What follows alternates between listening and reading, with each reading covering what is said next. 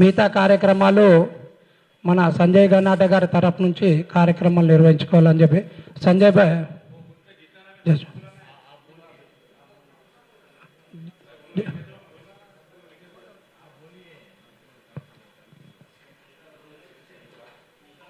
कच्छ कड़वा पाटीदार समाज कांति भाई,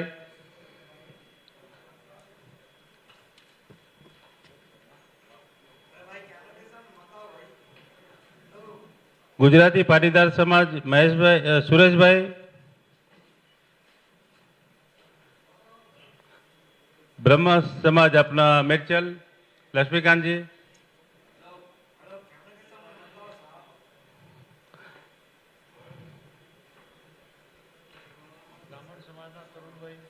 ना सीरियल थी आवे ना तमिल सीरियल थी कहता जाओ सीरियल थी बोलो सीरियल अखिल भारतीय पूर्व सैनिक सेवा परिषद कर्नल नागेश जी,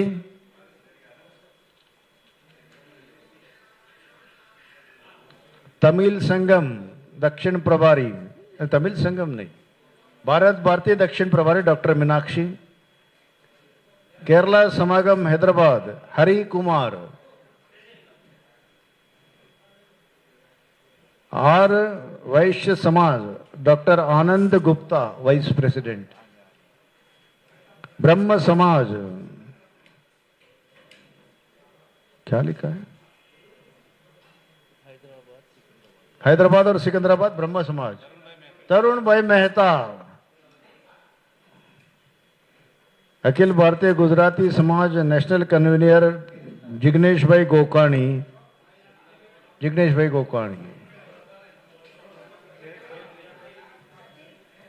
Shri Jain Sanskar Vatika Hyderabad founder trustee Mukesh ji Chauhan, Hindu temple revival charitable trust,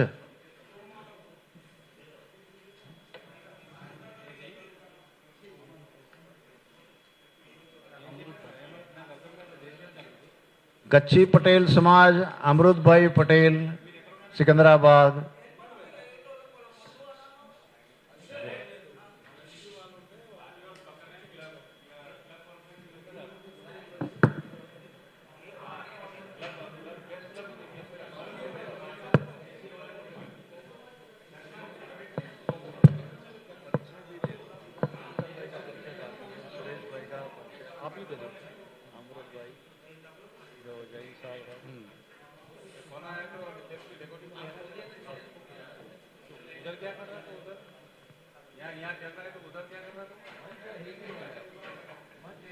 Bharat माता की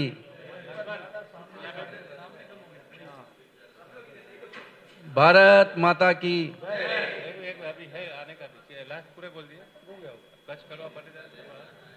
कच्छ कड़वा पाटीदार समाज प्रेसिडेंट अमृत भाई,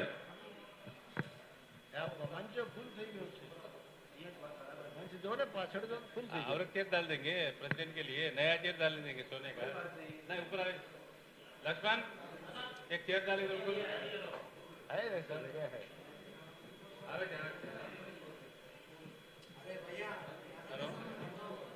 हेलो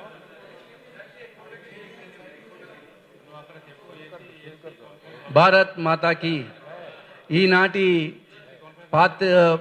పత్రికా సమావేశానికి electronic media and print media వారికి నమస్కారాలు.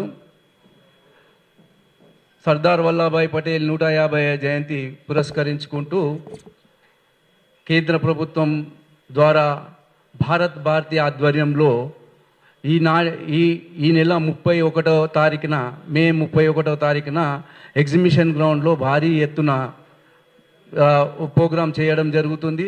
ఆ కార్యక్రమానికి ముఖ్య అతిథిగా గజేంద్ర సింగ్ షెకావత్ గారు కేంద్ర మంత్రులు రావడం జరుగుతుంది. మరి పురుషోత్తం రూపాల గారు వారు కూడా రావడం జరుగుతుంది. కిషన్ రెడ్డి గారు, మరి రామచంద్రరావు గారు, మరి ఇటువంటి డాక్టర్ కె లక్ష్మణ్ గారు కూడా రావడం జరుగుతుంది. ఈ కార్యక్రమానికి అత్యధికంగా జనాలు రావాలి. ఈ కార్యక్రమానికి ఉద్దేశము ఏక్ భారత్ శ్రేష్ఠ భారత్ అనే నినాదంతో ఈ కార్యక్రమం తీసుకోవడం జరిగింది. మరి సర్దార్ వల్లభాయ్ పటేల్ ఉక్కు మనిషి. ఆయన లేకపోతే ఈరోజు తెలంగాణ ఉండేది కాదు.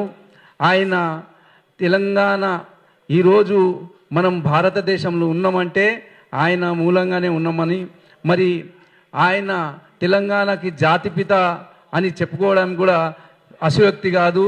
మరి తెలంగాణకు జాతిపిత ఎవరైనా ఉన్నారంటే అది సర్దార్ వల్లభాయ్ పటేల్ గారి అని చెప్పుకుంటూ, మరి ఈ కార్యక్రమం పెద్ద ఎత్తున చేయాలనే ఉద్దేశంతో ఈ మన రాష్ట్రంలో ఉన్న అన్ని రాష్ట్రాల ఏదైతే గుజరాతీ సమాజ్ ఉన్నదో, రాజస్థానీ సమాజ్, మహారాష్ట్రన్లు, తమిళియన్లు, ఒడిశా అన్ని రాష్ట్రాల నుండి వాళ్ళందరూ కూడా పార్టిసిపేట్ చేయడం జరుగుతుంది.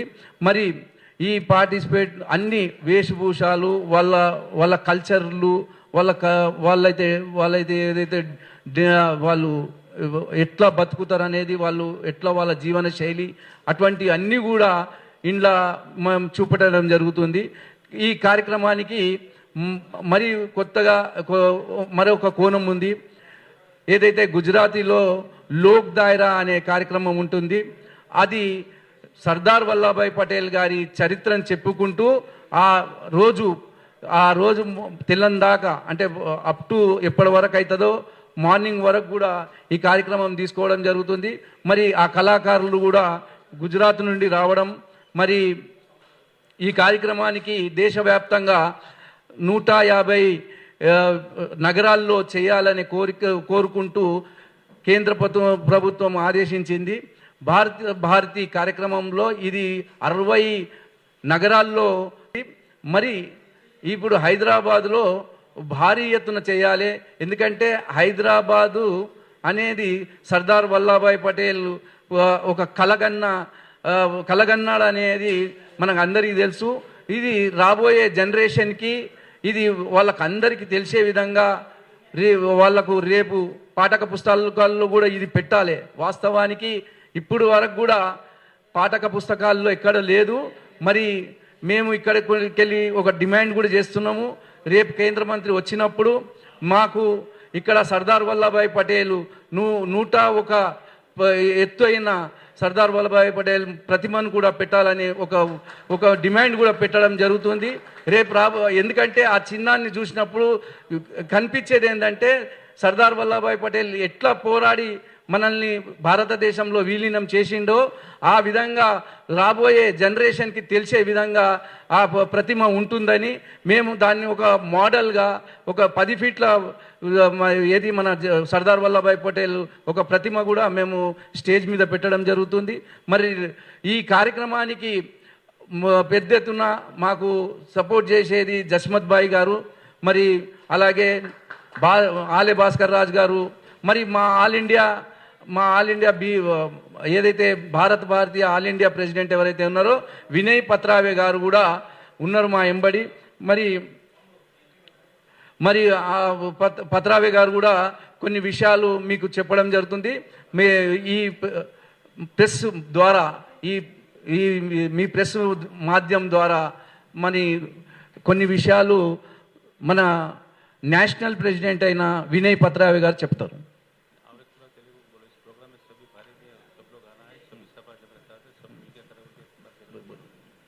ఈ కార్యక్రమానికి అన్ని సమాజాలు, అన్ని ఏవైతే రాష్ట్రాలు ఉన్నాయో అన్ని రాష్ట్రాలు కూడా పాల్గొంటున్నాయి. అన్ని రాష్ట్రాల అధ్యక్షులు అందరూ కూడా మా ప్రెస్లో రావడం జరిగింది. అయితే తెలంగాణలో తెలంగాణ ఎవరైతే ఉన్నారో అది పెద్దన్న పాత్ర పోషిస్తుంది. మరి ఈ రాష్ట్రాలన్నీ కూడా చిన్న తమ్ముళ్ళ లెక్క పాత్ర పోషిస్తుంది కనుక వారందరూ కూడా ఈ కార్యక్రమానికి విజయవంతం చేయాలి అనే ఉద్దేశంతో రావడం జరిగింది. రేపు 31వ తారీఖున భారీ ఎత్తున చాలా మంది ఇప్పటికే ప్రతి ఊరిలో ఈ కార్యక్రమాన్ని గురించి తెలుసు కనుక మేము ఏదైతే నరేంద్ర మోదీ గారి ప్రోగ్రాం అయిందో అక్కడ అందరితో కూడా మేము ఇంటర్వ్యూ తీసుకోవడం జరిగింది. సర్దార్ వల్లభాయ్ పటేల్ గురించి వాళ్ళు చెప్పడం జరిగింది. మరి ఈ సోషల్ మీడియా ద్వారా కూడా ఇంటింటికి పోతుంది ఈ విషయానికి. మేము ఇప్పుడు వినయ్ పత్రావే గారు మాట్లాడతారు, మా నేషనల్ ప్రెసిడెంట్ భారతి. सभी इलेक्ट्रॉनिक और प्रिंट मीडिया के पत्रकार बंधुओं को मैं विनय पत्रालय भारत भारती का राष्ट्रीय अध्यक्ष अभिवादन करता हूं। मैं पुणे महाराष्ट्र से आया हूं और ये तेलंगाना हैदराबाद की भूमि जो अल्लूरी सीताराम राजू, एनटी रामाराव, नरसिंह राव की भूमि, यहाँ आकर के अपने आप को गौरवान्वित अनुभव कर रहा हूं। भारत भारती गत 21 वर्ष से समूचे देश में एक भारत श्रेष्ठ भारत इस मंत्र पर कार्यरत है।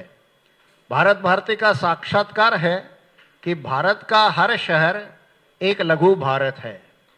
नौकरी के लिए, पढ़ाई के लिए, व्यवसाय उद्योग के लिए बहुत बड़ी संख्या में लोग दूसरे राज्यों में स्थानांतरित होते हैं और वहाँ पर बस जाते हैं।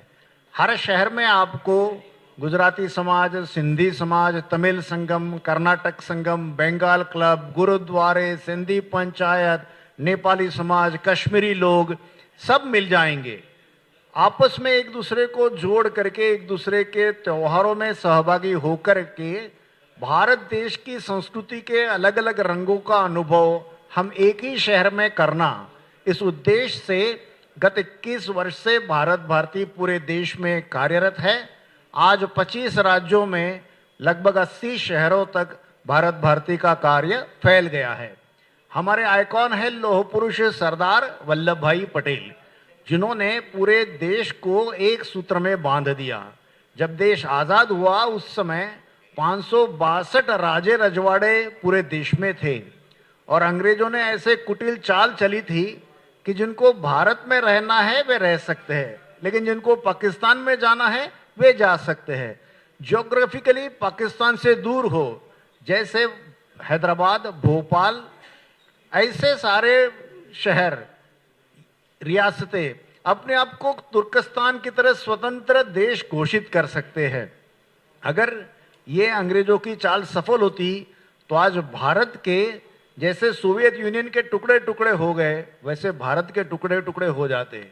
मगर एक महापुरुष, लौह पुरुष, वज्र निर्धार वाले भारत रत्न सरदार पटेल, जो देश के प्रथम गृह मंत्री थे, उन्होंने इस बात का संकल्प किया कि अब अंग्रेज चले जाने के बाद इस देश का नक्शा साफ हो जाना चाहिए। और जिसको प्रेम से समझ में आया उसको प्रेम से, जिसको डिप्लोमेसी का उपयोग करना पड़ा उसको डिप्लोमेसी से, और जहां मिलिट्री एक्शन लेनी पड़ी, कड़ाई से काम करना पड़ा, भुजाएं मरोड़नी पड़ी, वहां बिल्कुल न डगमगाते हुए ऐसे बोल्ड डिसीजन लेकर के उन्होंने भारत के 562 राजे रजवाड़ों को स्वतंत्र भारत में सम्मिलित कर दिया। उसमें सिरदर्द वाले कुछ संस्थान थे, कश्मीर, जूनागढ़, भोपाल, और उसमें सबसे आगे था हैदराबाद। यहाँ निजाम का शासन था, रजाकारों की एक प्राइवेट आर्मी उन्होंने बना के रखी थी और यहाँ प्रताड़ना देना नागरिकों को, ऐसा उनका रोज का काम था। आज के बाकी भारत के लोगों को ये पता नहीं है कि 15 अगस्त 47 को भारत आजाद हुआ, लेकिन उस समय हैदराबाद आजाद नहीं हुआ था, यहाँ तो निजाम की गुलामी थी। 13 महीनों के बाद 17 सितंबर सन 1948 को हैदराबाद आजाद हुआ है। और कल्पना कीजिए कि अगर सरदार पटेल नहीं होते या कोई ढीला नेतृत्व करने वाला व्यक्तित्व वहां पर होता तो आज यहाँ के नागरिकों की स्थिति क्या होती। जो बांग्लादेश से गए साल भर के समाचार आए हैं, वही समाचार हैदराबाद से भी पूरे दुनिया में जाते। इस कल्पना से अंदाजा कर सकते हैं कि सरदार पटेल के कितने उपकार यहाँ की प्रजा पर है। भारत भारती ने सोचा कि सरदार पटेल को अंजलि अर्पण करना सरदार के नक्शे कदम पर चल के ही करना। अपने देश में शिवो भूतवा शिवम यजेत कहते हैं, मतलब शिव होकर शिव की आराधना करना। तो सरदार पटेल का स्मरण करना, केवल उनके जीवन प्रसंगों को याद करना, ताली बजाना, मिठाई खाना, घोषणाएं देना, इतना पर्याप्त नहीं है। तो सरदार पटेल के जीवन के कार्य को ही आगे बढ़ा करके सरदार पटेल ने जैसे पूरे भारत को एक सूत्र में बांध दिया, हम अपने शहर में रहने वाले भारत को एक सूत्र में बांध देंगे। यहाँ हैदराबाद शहर में रहने वाले मारवाड़ी, यूपी, बिहार, कन्नड़ा, मलयाली, सरदार जी, नेपाली, सिंधी, उड़िया, बंगाली, असमी, सब लोग यहाँ पर अच्छी संख्या में है।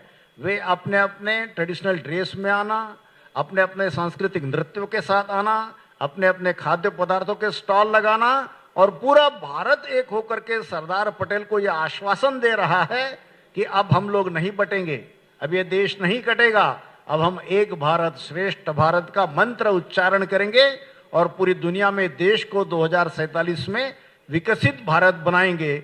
यह संदेश हैदराबाद की भूमि से पूरे देश में जाना चाहिए। यह कार्यक्रम में अलग अलग प्रांतों के सांस्कृतिक कार्यक्रम, अलग अलग प्रांत की वेशभूषा में जाने वाले लोग,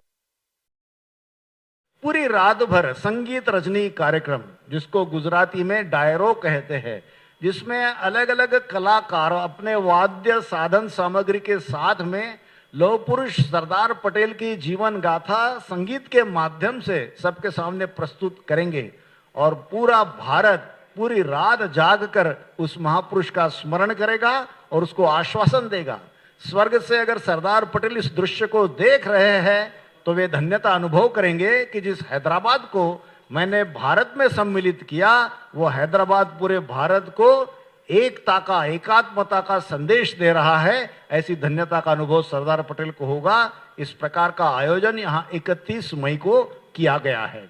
मैं भारत भारती का राष्ट्रीय कार्याध्यक्ष इस नाते से हैदराबाद की लाखों जनता को यह आह्वान करता हूं कि हम एकत्र होकर के अपने सांस्कृतिक रंगों के साथ आकर के और एक अनूठे ढंग से सरदार पटेल को अंजलि अर्पण करेंगे और पूरे देश को अनूठा संदेश देंगे। हैदराबाद प्रसिद्ध है हैदराबादी बिरयानी के लिए, हैदराबाद प्रसिद्ध है चार मीनार के लिए, हैदराबाद प्रसिद्ध है बेगमपुरा, सुल्तान बाजार, ऐसे नामों के लिए।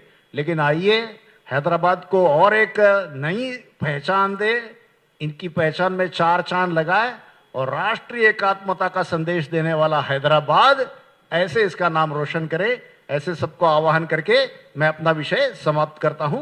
सभी को मनपूर्वक धन्यवाद। सबको नमस्कार। आज अपने हैदराबाद में बहुत बड़ा उत्सव सरदार वल्लभ भाई पटेल का मनाने जा रहे हैं। 31 मई शाम को 5 बजे से रात भर का प्रोग्राम है।